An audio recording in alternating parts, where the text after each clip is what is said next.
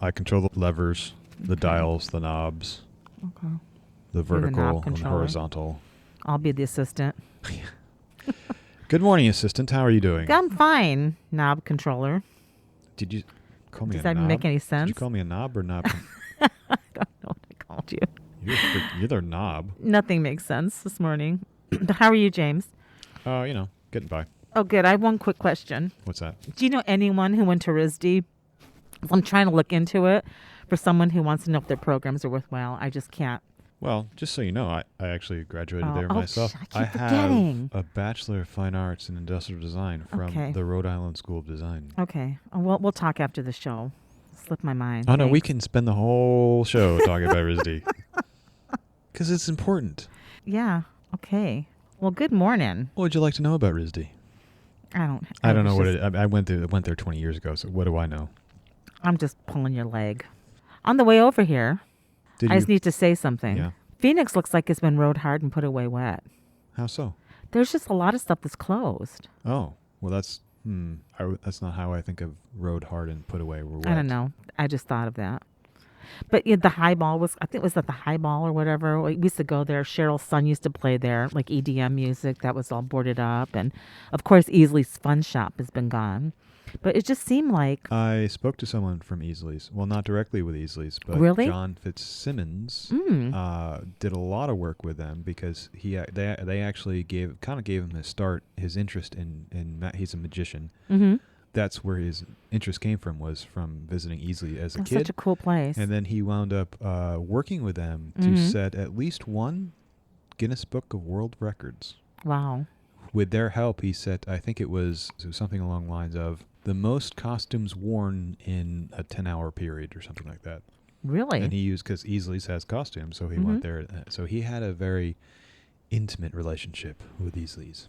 Yeah, I just saw that building, and it still says all of that, but it just kind of made me sad driving down McDowell. And they closed before the pandemic. They did. Yeah, it wasn't a pandemic closure, but it's still, like when you see everything else kind of boarded up, and, I just was remembering different things. And like it's a sign of a bygone era when you had little stores selling costumes and magic stuff, and of course now if you wanted that, you have to go to Costco or Target. Right. Or what's the one that comes and goes, the seasonal holiday Halloween? Those Halloween shops or whatever. Yeah, what's that called? Halloween Spirit shop? of Halloween?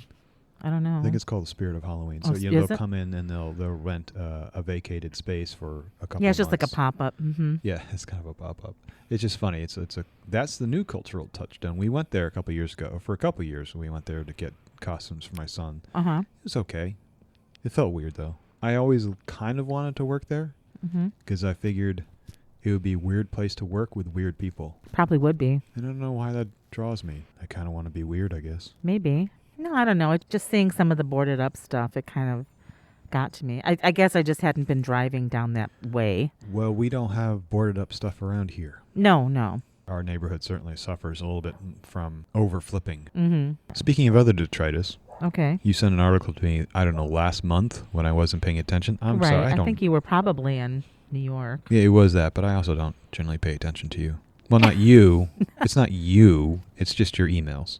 Oh, my gosh. And then you tell me to email. Well, no, the texts just annoy the crap out of me. Thankfully, you're just hard to reach, James. You are so much better about that. Thank you so much for not texting me 3 times in a row at 2 a.m. anymore. I'm a texter, not an emailer, so this is a whole new so paradigm lame. shift You're back to too old for texting. No, I like texting. It's terse, it's fast, it's in and out. Okay, but this is a professional endeavor. Email is professional. Texting is not. Yeah, okay. I mean, any good assistant should know that. Oh, okay. Thanks for pointing that out. Just want to go on record. I say that only so I can go on record as saying that for some reason, someone thought that Catherine was my assistant. Catherine is not my assistant. She is the boss. I mean, she's the co-host. She does the show notes, and she brings most of the content. Thank you. And she brings her own coffee, because apparently my coffee is terrible. Well, actually... No, I just make it, and if I don't drink it, I throw it out. My coffee is terrible, though. It's good. Comes out of a Keurig. It comes out of a Keurig. Keurig? It was made probably 10 years ago. It's been sitting on the shelf in Costco for 12. It was made 10 years ago, but it's been sitting on the shelf for 12 years. I don't think they were 12 years old, were they? What? Keurigs? Keurig has been around forever. Oh, has? No, it's not forever, but it's been around for a while. I remember my father-in-law, in what was probably a very nice gesture, sent us one I want to say in like 2006 or 2007, something like that.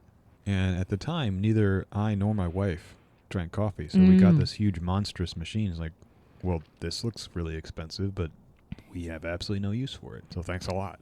What'd you do with it? I'm pretty sure we sold it. Oh We either sold it or gave it away. Oh, right. We got rid of it, though. Regifting. We got rid of it pretty quickly. That's too bad. Now here you are. Oh, yeah. I've gone to the bottom of the barrel. I started drinking coffee several years ago because my wife was drinking it because it was, it's like a prophylactic for headaches. Oh, like it is?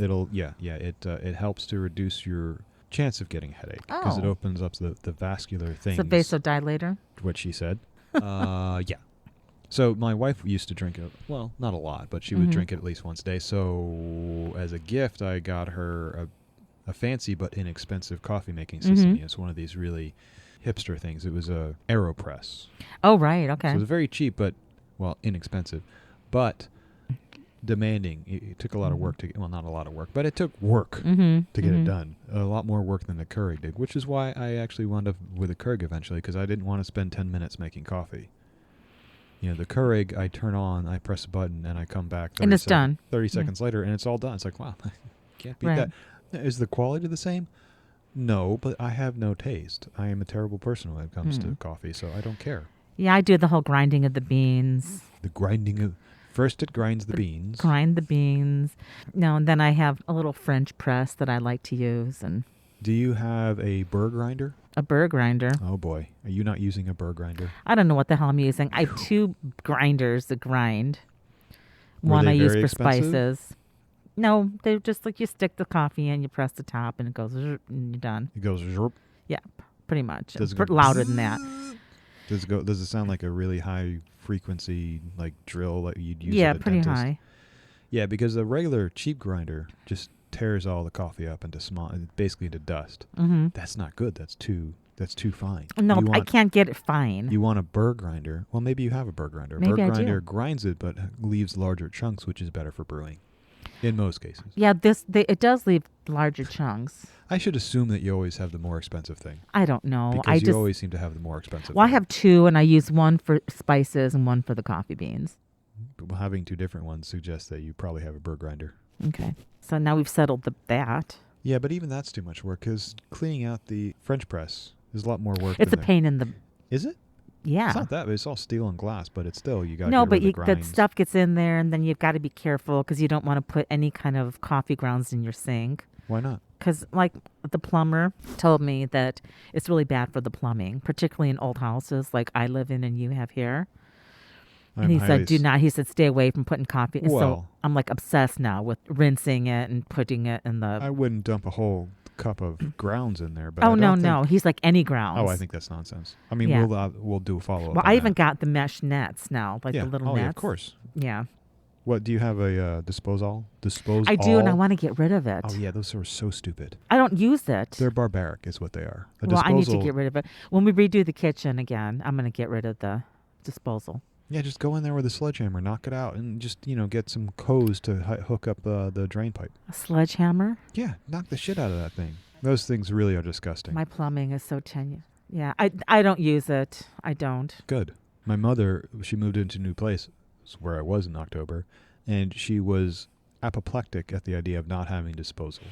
So she didn't feel like they were fully moved in until they got they did put one in for her. But I kept telling her it's barbaric. It's really barbaric. Well, I think it's not good for the plumbing, particularly in the older houses. It's bad for everything. It's bad for everything. It's bad for the septic system. Right. Well, not the septic. I'm sorry. If you're like most people on city water and city sewer, it causes a lot more trouble to treat that water if it's got a bunch of crap in it, as opposed to stuff, just water, just gray water. Yeah. Ugh, nasty. It's just nasty. You're putting food down there and then grinding it up so that it can go down the pipes. It's just you can just put it in the trash. Exactly. Or compost stuff too. I mean, that's a little bit more difficult unless you're on a strict vegetarian diet because you don't want to mix the milk products and the meat products and whatnot in your compost. Yeah, I had like a little thing. I don't do it anymore. And then, obviously my compost history is not good. Story. It's not good. No. We're not going back there. But anyway. Well, what else is going on? How did we get off on disposals? I have no clue. It's just one of those mornings. All right, I guess we can just finish that thought. Okay. Subrant Podcast does not endorse or condone the use of disposals. Exactly. We are more evolved. We can put strainers in our thing and just put it Strainers, in. yes. Of course, this is a little bit easier since I don't do a lot of cooking with meat. I do occasionally, but not much. Yeah. And I think that may complicate things because you don't want that in your trash as much. But still. God, okay, no, really, we're done now with disposals. Okay. Yes. I think. I just wish I could remember how the hell we got there. I don't know. It's a blur. We were trying to talk about detritus, though, and what people leave in their library books. Yes. I think I sent this article to you. This is the only good article I think I've ever read in Art News, and it's really strange because it's not just a good article for Art News. It's just a good article. Mm-hmm. It was an article about a really dull thing. I mean, you start in the library, which is not the most exciting place to start to begin with, but you had one librarian who, over the course of their career, had collected 20 years worth of things that they pulled out of books that people left there, like pictures or train tickets or playing cards, whatever they use basically as a bookmark, and just forgot to take out because I guess they didn't finish the book. It's my assumption. And then that person passed it on to another librarian. That librarian has carried it around for another 10 or 20 years, and then they started showing it. They putting a little display of what people had left in their books. And then, because this is 2021, someone did a TikTok on it and it went viral. And the librarian in question who put the show on was genuinely and reasonably perplexed as to why people care. I wasn't perplexed at all. I found it very sweet. She's an unlikely TikTok sensation. Well, isn't everybody though? I mean, I shouldn't say everyone. Know. There are the genuine interesting things on TikTok, the genuine TikTok sensations. Of course, they're always surprised that they become sensationalized. Right. The people who are on there who manipulate the algorithms and are on there to basically sell their own crap and they try real are hard. Pretty disgusting. Yeah, I don't. Again. But it's the happy accidents which are the ones that are really delightful on TikTok. Yeah, I just thought this was sweet. This is almost a happy accident. I find it a little bit disturbing because I don't understand the nostalgic strings that it's pulling on me to interest me so much, but there is something deeply, it calls to me. I want to see the little things that people leave behind like this. The train tickets, the receipts, the pictures. I mean, how can you leave your bridal picture in there?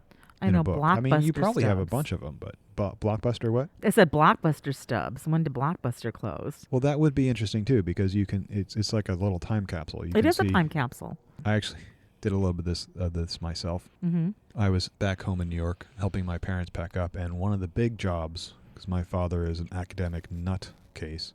Okay. He has, I don't know, thousands of books. We didn't count them, but there are a lot of books.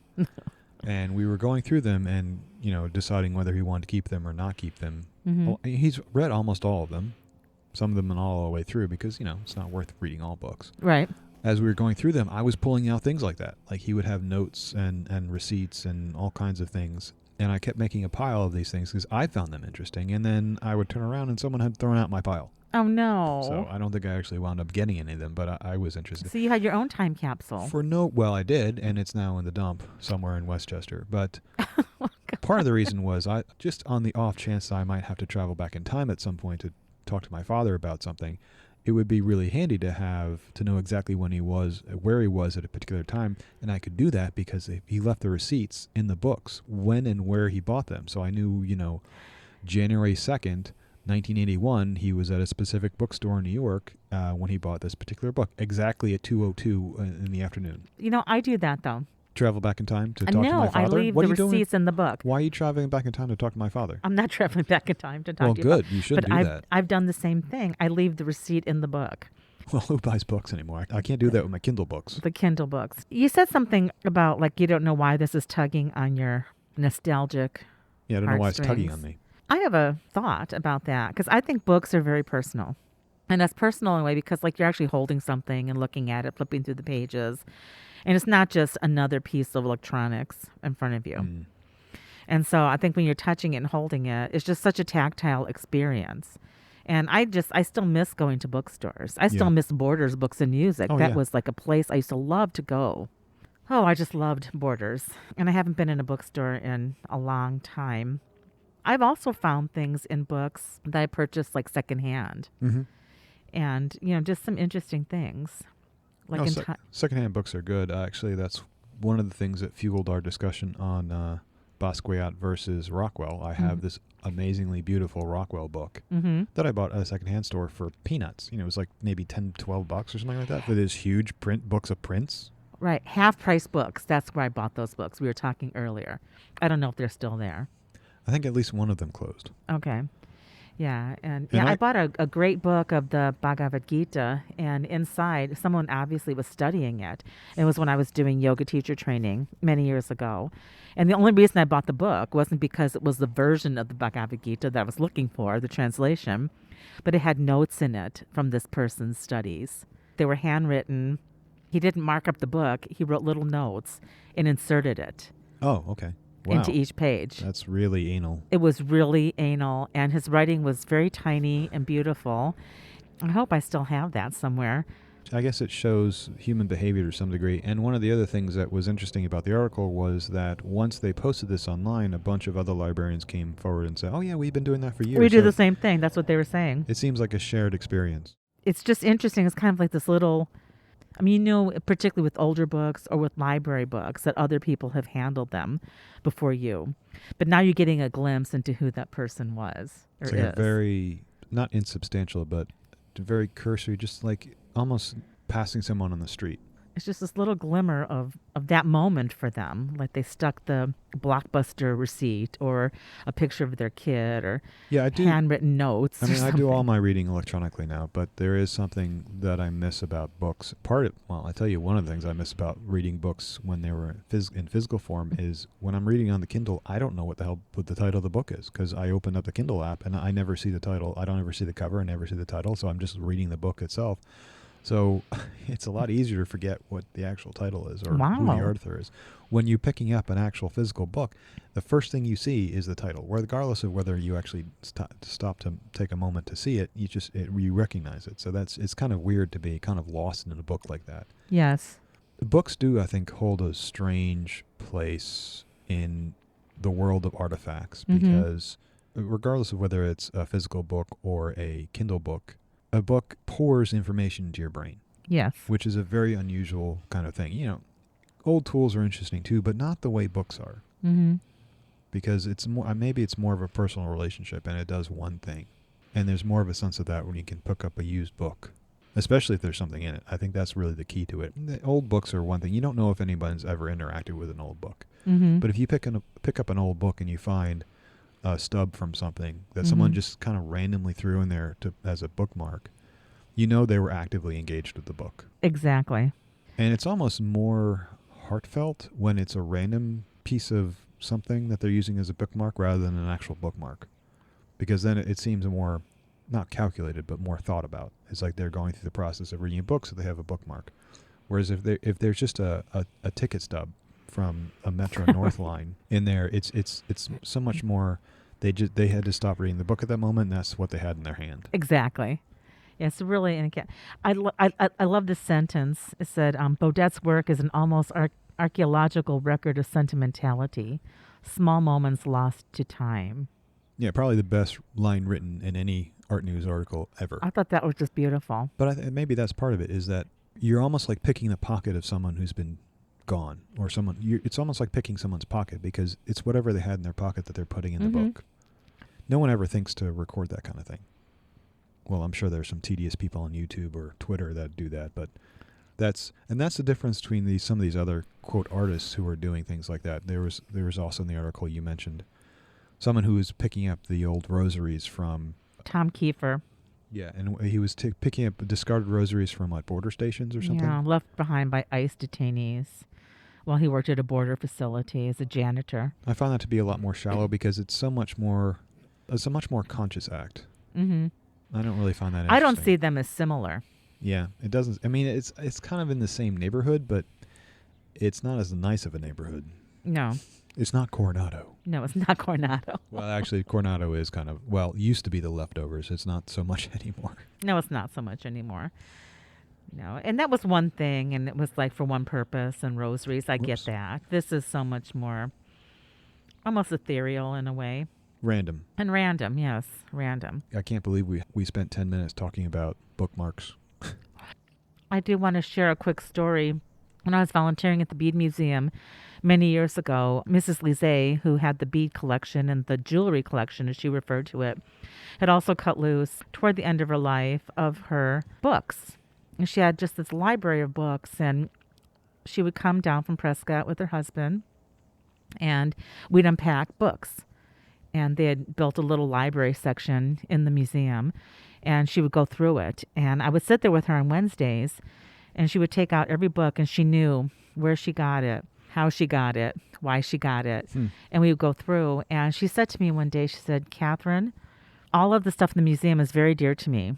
She said, "But the hardest thing to cut loose of isn't the jewelry. It's this collection." The books. It was the books. And she had letters from different collectors and from bead scholars. And there was all this ephemera. It was very interesting. And I've often wondered what happened to that when the museum closed. Well, the books, again, I think one of the reasons they're different is because it's almost like each book is a brick in your intellectual house. Exactly. What builds you as a person intellectually. So you can remember that and maybe not remember specifically how it changed you, but that on some level, it did change you. It did change you. Yes. Yes. So, yeah, I just thought of that as we were talking about that. I hadn't thought of the Bead Museum for a while, or actually the library part of it, but I remember saying that. I don't know if it's important, but obviously this is going to be a big shift that we're going through right now in society. We don't have things like that as much as we used to, right? Because we're reading everything on our phones. We're taking pictures on our phones. And granted, a lot of those memories are going to be stored on Facebook for all of eternity. That's the trade-off that we're making. I mean, my son will be able to go back and see pictures of him and his world far more continuously than I can. There's a point at which, I don't have any pictures from, I have a handful of pictures from college, almost nothing from high school. It just wasn't part of the gig back then. Right. Even though I was shooting film, I was actually taking pictures for the yearbook, so I probably have more than most. But right. I certainly don't have any tweets from then. Oh, no. No, it is a trade-off. That's an interesting observation. But my question is, what happens if the lights go out? Do they have those memories? Well, no. Obviously, that's one of the trade-offs. There was a terrible TV show about that where all the power got cut off. And one of the rare moments of interest in the show was a woman was holding on to her cell phone years after the power had gone off. And, had been years since she'd been able to turn it on. And she's told to one of the other characters, I keep this because this has pictures of my children on it. Wow. And she hadn't seen the children since that fateful day the lights went out. And she says, "Oh my God. I can't remember what my children look like, but their pictures are still on this phone, so I keep it." Oh my God. Yeah. But it's not worth seeing the series for that because the series was terrible, as most TV shows are. I'm watching a good one right now, but we won't talk about it. Is it from Korea? Yeah. Okay, then we will not talk about it. Yeah, kept me up last night binging. Oh, okay. Binging. Don't binge. Oh my God, how hard is it not to binge? How hard is that? I just start knitting and binging. Not binging like food or alcohol. I'm just binging watching, and it does get ridiculous. Well, I have a recommendation. If you watch The Expanse. No. It's a sci-fi show. Okay. It's on Amazon Prime. As a sci-fi enthusiast. Yes. With a RISD degree. Yes. I actually love The Expanse. I think it's one of the best sci-fi shows of all time. Is it on Netflix? No, I just said it was on Amazon Prime. Oh, Amazon Prime. I don't have Amazon Prime. Catherine, it would be helpful as an assistant to listen to me once in a while. Well, you said Amazon Prime, and then since I don't have it, I wanted to make it Netflix. I'm sorry, I should have said Amazon Prime Video. Okay. But this is clearly one of the reasons how you can't possibly be my assistant because you're not actually listening to me. I was listening, but my mind goes different places. That's not listening. I know. Because you're busy thinking of your own mind rather than listening to my mind. Oh, my God. My mind. I haven't had enough coffee. Oh, give it up. I haven't. You have. No, I haven't. Well, I've got more. I've got it on tap, basically, with the Keurig, thankfully. With the Keurig? And I go to Costco and I buy box loads of Keurig cups. I have like 120 cups in there. And my brother-in-law tries to mock me for using Keurig, and I'll take it all day long, the criticisms, because like I said, I know it's not great coffee, But he says, like that's one of the most expensive materials on the planet is Keurig. The coffee you buy at the Keurig, so it's so overpriced. Like, dude, I buy it at Costco. My coffee literally costs me 28 cents a cup. How much does your coffee cost? I'll bet it's a lot more than mine. Yeah. Yeah, I get those organic beans. Sub-rant over. Sub-rant over. Oh, my gosh. How much do you pay for your beans? On a good day, they're $7.99 a pound at Sprouts. That's not too bad. No. And so usually it's like $10.99. We're just like the real low-budget podcast. Yeah, I'm using a $25 mic today. Oh, wow. Can you tell the difference? Does it make me sound old-timey or something? I don't know. Does mine sound better? I don't know. Oh, okay. Because I won't know until I start editing. I'll have to have a mic off. Oh, that sounds weird. I'm sorry. Just rewind. No. There's nothing to rewind. What do you think I am? I'm not I know, recording we're not this. like analog. I'm not recording this on tape. It's going right into the MacBook. If only we were. Speaking of MacBook. Why would you want to have it on a tape? No, I don't know. It just... When you did that, I'd literally be splicing the tape and taping it back together with tape. Oh, my God. That's how you did it in the old days. Or I guess if you were fancy, you could just record it onto another tape. But, when you in the old days of editing tape or audio and video, not video, film, you would literally cut it and tape it back together. Right. Well, in some ways, yeah, but it's also, you're not going to lose your project because it didn't save properly. That's true. So there are upsides and downsides. And you tend to put more effort into getting it right when you shoot it. Uh-huh. And that requires less editing to begin with. So, right. Have you ever gone to a thrift store or a secondhand store? Yes. No, Sorry. and found like periodically like the tins of old movies? Mm-hmm. I've never picked one up. I picked one up. I didn't purchase it. I wouldn't do film, but I would look through slides or negatives or stuff like that just to see what's in there. Yeah, it's just, and I was like, gosh, I wonder how degraded this is or what it's from. And I just really wanted the tin, but then it felt disingenuous too. Oh, no, it's all right. I mean, if someone's already discarded it. If I was in the position where I just wanted the tin, I would still take a cursory look at the film to see what was on there with a handy-dandy light table. Oh, I have access to one. Just to make sure there wasn't anything important or scandalous. Oh, my gosh. See, right, you don't even know what you're buying. But no, I just kind of looked at it, and the guy at the store, he was like, oh, I think it's he goes, some of them are really jacked up, and they're friable, right. And I'm like, I didn't want to deal with this. And I just felt like I couldn't separate them. Well, if it's degrading, you can just throw it out and not feel bad about it. Yeah, I just felt bad. I couldn't do it. Well, you're being silly. I was being silly. That happens in this brain. I get silly a lot. Oh, my gosh. Did you have a point before we got off track? I don't know. Did I? I don't know. You were talking about going to a thrift store. Oh, no, just about like finding because I just remember seeing there was like this huge collection in a box of these big reels. It was almost like this. They were like old movie. They were big. It wasn't like someone's. Oh, well, that would have been more interesting. It might have been worth. If it had been 35 millimeter film, that would have been interesting to look at. It may have just been from a movie theater. You may have had actually movies in there. Oh, that would have been cool. Like I blew Gone it. with the Wind. Or the unedited version of Star Wars. That would be worth having. Did they put those still on those? Well, in Star Wars, when the original 1978 when it came out, or 77, I can't remember what year that was, but when it came out, that was all shot on and viewed on film up well, and I don't know when they switched to digital, but it's not been that long. Wow, and that was such a blockbuster. I was just watching The Matrix again, which was 1999, and I love that movie. It is a great movie, and I think there's too much violence in it, but I can get past that. Yeah. But I'm watching it, and I'm thinking, I can see that this was shot on film. You can see it. I'll have to rewatch it. Well, I can see it because I've got a good eye because I went to RISD. I have a very refined eye. You probably do. Very advanced. Was that like a class you had to take?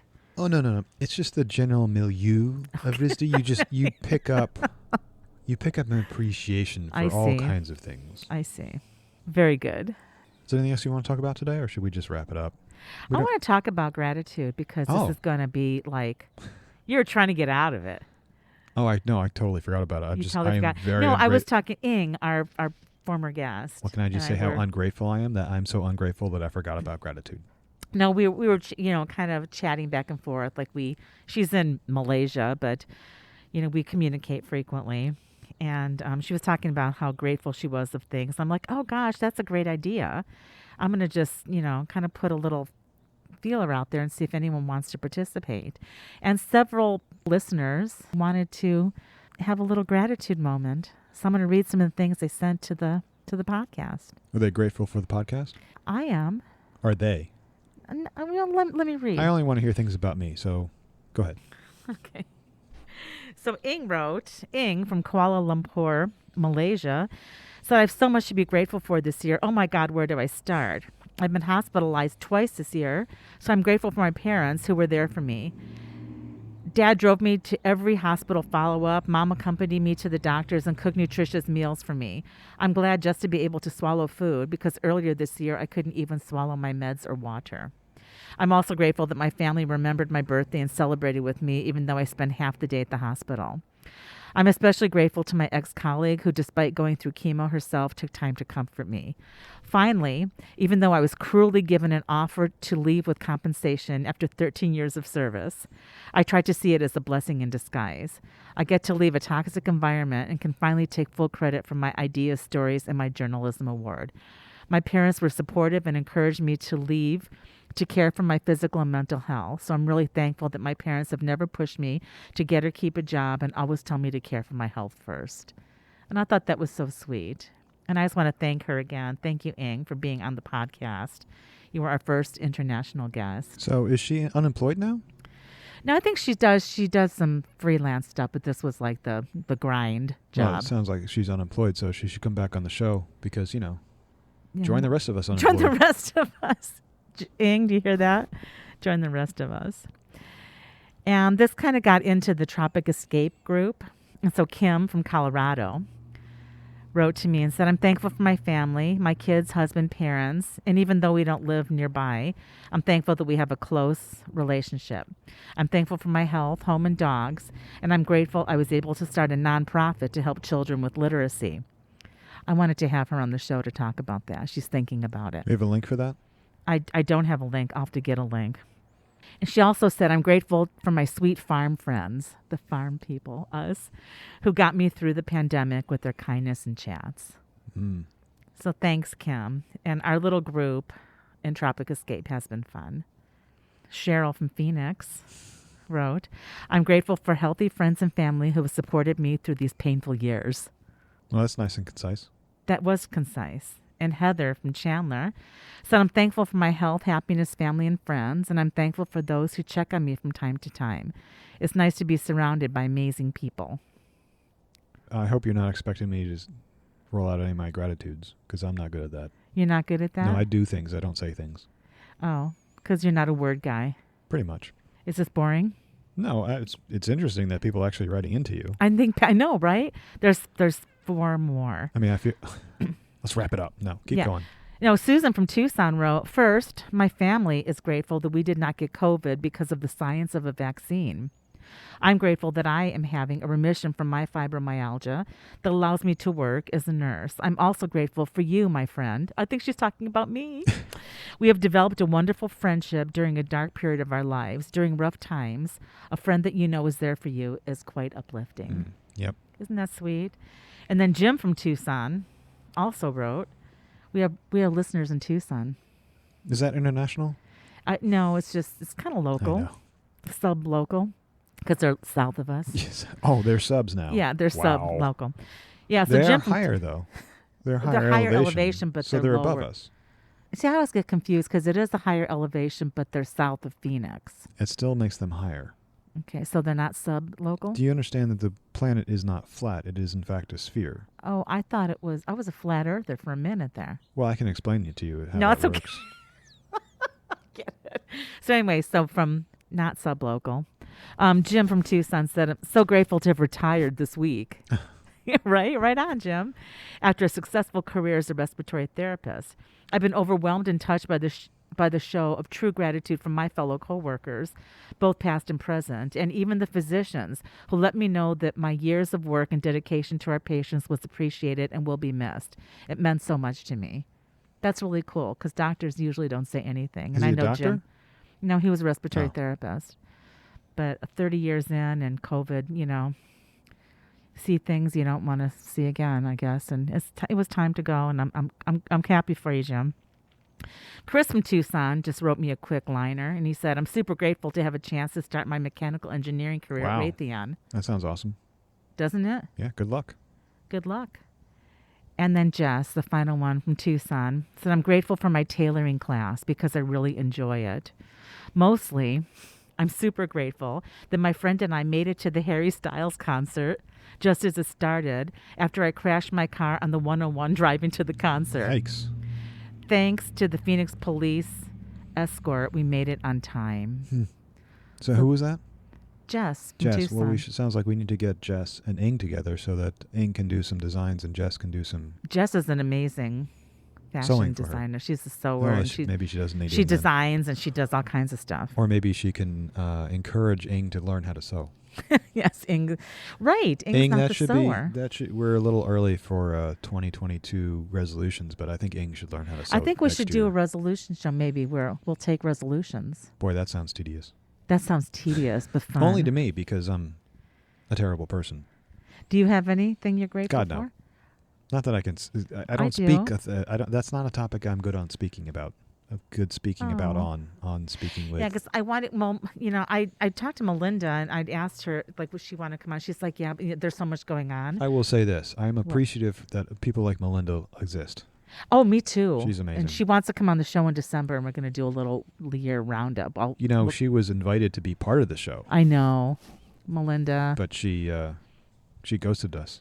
No, No, she didn't ghost us. She just didn't. She just rejected. I think rightly so. She just rejected us. rightly so. Probably a good move. I mean, why would she want to be part of this every week? Once in a while is one thing, but God, can you imagine having to do this every week? I love doing it every week. Well, there you go. And so I'm grateful, too, that I got to spend a lot of time with my parents during this really weird time. And I learned how to make pizza crust. Oh, that's good. The pizza crust part, anyway. Mm-hmm. And anyway, I wrote a little poem. Oh boy. I wrote, during this crazy upside-down time, I'm grateful for so many things. The friends that stayed, the friends that strayed, the friends who are taking a time out, and the friends who bubbled up unexpectedly from the La Brea tar pits of life. God, that'd be a lot better than my poetry would be. That's my poem. And I'm grateful That's to you, right. James. I remember now that we were supposed to get your whole blog going with I your know poetry. we'll get it going. You're That's the supposed to- 2022. We were going to do recordings of that. I can't remember what you called it, but it the was the letters Second from the Civil front. War Yeah, letters. man. Those were so hilarious. good. Yeah, that. We, like I said, one of two things, or both things can happen. We need to first we need to record them.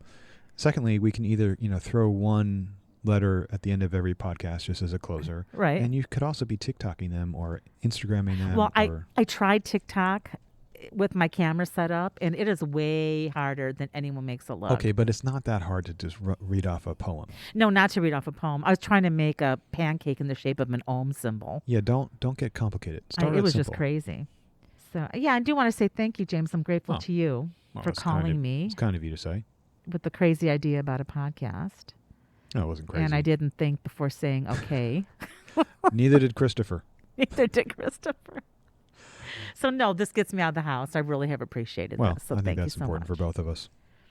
And I'm also grateful to our guests. Thanks for playing, guys. Ken Clark, Christopher, Ing, Furman. DJ Leary, and Misha. Is that all we've had? That's it. All right. I guess we'll have to have some. Seems like a lot more. some more. Yeah. So anyway, I just wanted to do a little Thanksgiving thing. Yep. That's Thanksgiving. Yeah, for whatever it's worth. I don't do turkey. We do dim sum. That's not bad. Yeah. I don't know what we're doing this year because my wife is working. And Awesome. we've been invited. I think we've been invited to a relative, Uh-huh. but that's not clear when we probably wouldn't be on time anyway. So I don't know what we're doing. We might be Right. getting Thai food. Right. We're not. It coincides with my dad's birthday, and I'm sorry, I'm making noises. Are you tapping again. now? No, I'm tapping. Yeah, it coincides with my dad's birthday, and he doesn't like turkey. And I was so excited. I thought, oh my gosh, Fry's has turkeys for 79 cents a pound. Holy cow! And I said that to him, and he said, that's great for someone who likes turkey. He's like, don't bring one home. So I think I'm just going to order in some dim sum. I'll go pick it up at our favorite dim sum place. Yeah, I think it's too late for us to order from Cracker Barrel, but I have this deep need some year to order Cracker Barrel Thanksgiving meal. Oh, wow. I think you got to be really on top of that though, because I think they sell out pretty quickly. Yeah, you could do it at Sprouts, too. You can still order. That's not Cracker Barrel. not Sprouts is too foo-foo.